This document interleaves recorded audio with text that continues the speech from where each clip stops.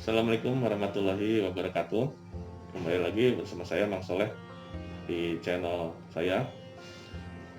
Alhamdulillah hari ini hari Senin ya, tanggal 11 Mei 2020.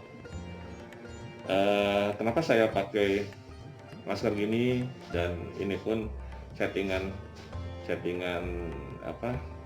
Tidak seperti biasanya ya. Karena biasanya saya goes. Biasanya saya review ini itu gitu ya. Tapi video kali ini berbeda. Sengaja saya videokan karena ya pengen curhat juga lah gitu ya. Karena jujur jenuh sekali di sini. Ya, saya lagi apa sih ini? Saya berada di mana sih ini? Jadi eh, hari ini adalah tepat hari ke-6 saya isolasi mandiri ya. Isolasi mandiri. Kenapa? Karena saya dari pemeriksaan rapid test saya dinyatakan positif ya. Jadi saya sudah dicek kedua kali ini positif ya. Jadi sambil menunggu hasil swab maka saya harus diisolasi mandiri ya, sampai nanti ada keluar hasilnya. Tapi sebetulnya apapun itu hasilnya ya tetap saya harus isolasi mandiri karena saya ya kontak dengan pasien PDP ya, pasien yang confirm COVID-19 ya.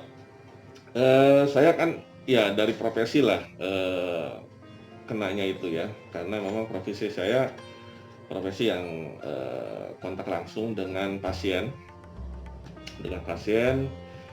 apalagi pasien yang saya tanganin itu sebetulnya pasien yang belum confirm atau sebetulnya sebelumnya tidak ada mengarah ke COVID-19. Jadi waktu itu ceritanya itu ketika tanggal 21 April ya, saya menerima pasien itu adalah pasien yang ketika saya kunjungi itu pasien ada penurunan kesadaran, lalu kemudian ada demam, ada sesak nafas. Nah, ketika itu saya belum melihat tuh hasil ronsennya. Cuma feeling saya kok mengatakan hal ini adalah suatu keanehan nih gitu, bukan sebuah infeksi biasa gitu ya. Maka ketika itu saya setelah memeriksa pasien, kebetulan berada di ruang perawatan ya, ruang perawatan inap. Nah di situ langsung saya periksa, saya lihat ronsennya dan ternyata hasilnya mengarah nih gitu kan, mengarah. Saya curiganya ini suatu COVID-19. Lalu kemudian saya hitung-hitung dari hasil labnya ternyata ya mengarah ke COVID-19 juga, dan akhirnya alhamdulillah pasien saat itu juga dipindahkan ke ruang ruang khusus isolasi COVID-19. Nah, bagaimana dengan hasil saya yang terpapar? Nah, ketika itu memang saya memakai APD, itu APD yang untuk green zone ya, ada zona hijau, karena zona tempat saya bekerja itu kan ruang rawat inap yang bukan khusus COVID-19.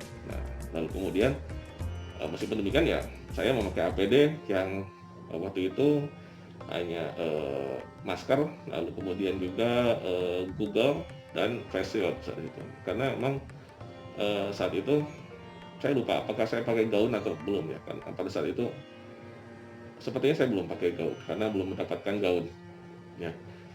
Nah karena terpapar seperti itu sampai akhirnya ya 3 hari berikutnya saya kemudian dicek rapid, lalu kemudian masih negatif nih waktu itu rapid yang pertama, karena itu jarak 3 hari sesudah terpapar tersebut.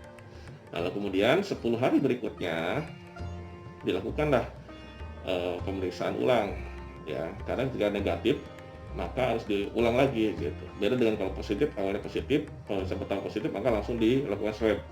Kalau misalkan pertama negatif maka dilakukan 10 hari kemudian pengulangan.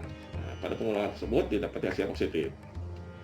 Nah, lalu kemudian saya dilakukan besoknya swab.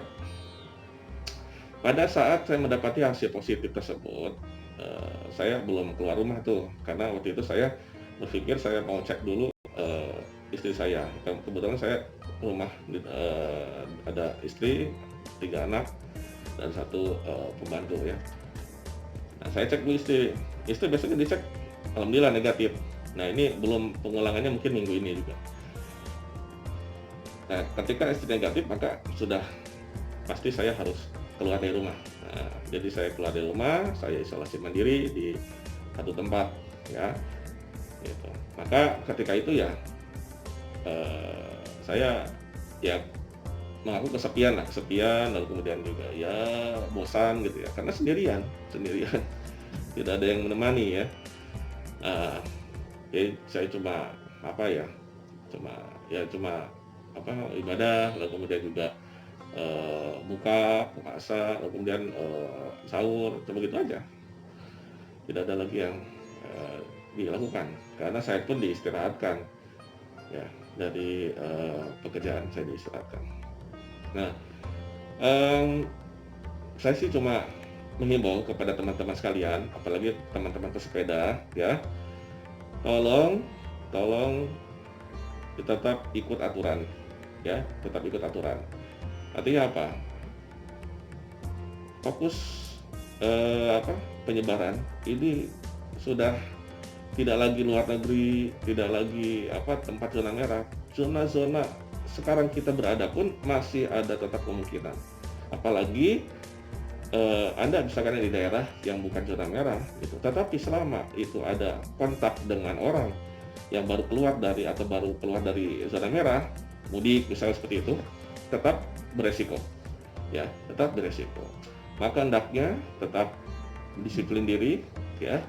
Bagi yang mampu isolasi mandiri di rumah bersama keluarga ya, tetapi jika memang harus keluar untuk bekerja, harus keluar untuk belanja kebutuhan, tetap harus preventif ya, usaha preventif harus ya. Usaha preventif dengan masker. Jika ada masker bedah lebih baik. Tapi jika tidak ada, masker kain tidak apa-apa ya. Dari penelitian sih kalau lebih baik sih kalau dilapis lagi ya, kain misalkan dilapis lagi, kain spray itu yang lebih efektif ya, lebih efektif, maksudnya bukan efektif dibanding kain yang longgar ya. Ada orang yang katanya mengetes pakai korek api gitu, seperti ya silakan lah seperti itu. Tapi yang pasti ukuran COVID-nya itu sendiri, virusnya itu sangat kecil sekali ya, 0,2 ukurannya. Jadi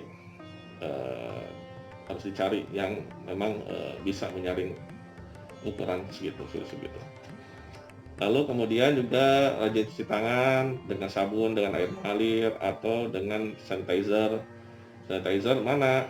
Ya dengan bahan dasar alkohol minimal 60%, lebih tinggi lagi, lebih baik 70%, yang biasanya banyak di pasaran ya. Lalu kemudian juga jangan lupa desinfektan ya, desinfeksi benda mati di rumah. Jadi ketika kita sudah dari keluar rumah, sebelum masuk rumah kita harus desinfeksi dulu barang-barang yang kita bawa, lalu kemudian pakaian yang kita pakai gitu, sebelum masuk ya. Setelah desinfeksi, kita masuk langsung menuju ke kamar mandi. Kamar mandi, lepas semua baju, direndam langsung dengan larutan baik clean, atau bisa langsung masukkan ke mesin cuci ya, nanti langsung dicuci dengan deterjen ya. Kitanya harus mandi, tetap harus mandi, karena selama kita di luar terpapar, maka sesungguhnya virus itu bisa menempel di baju kita ya, rambut, di kulit kita dalam beberapa jam ya. Jadi jangan sampai nunggu itu virus itu berguguran di rumah gitu, lalu kemudian berguguran di rumah, nanti masuk ke hisap di hidung, ke hisap mulut seperti itu. Nah, itu jadi fokus infeksinya di situ ya.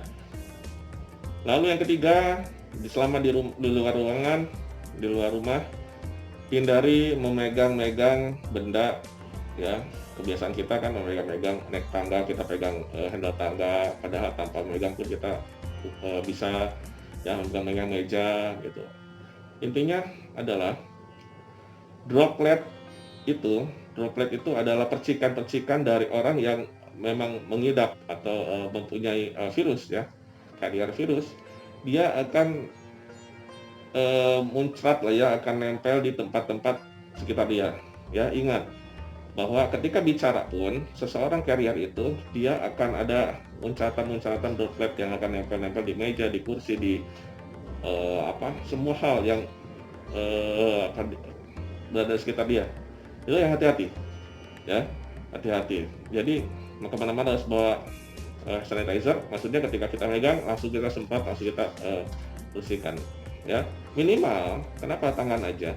Minimal kalau kita desinfeksi atau misalkan pakai hand sanitizer, pakai alkohol, tangan, maka ketika kita kebiasaan megang hidung atau ngebenerin masker seperti itu ya nggak akan masuk karena udah mati, nggak akan masuk ke hidung seperti itu, ya. Lalu ketika bersepeda, ya, yang keempat, ketika bersepeda, jika Anda memang pengen sekali bersepeda, maka mandiri saja, sendiri, jangan ajak-ajak orang banyak, apalagi berkerumun, ya. Ingat bahwa ketika bersepeda Anda masih bisa terkena, meskipun Anda pakai masker sekalipun masih ada bisa terkena, ya.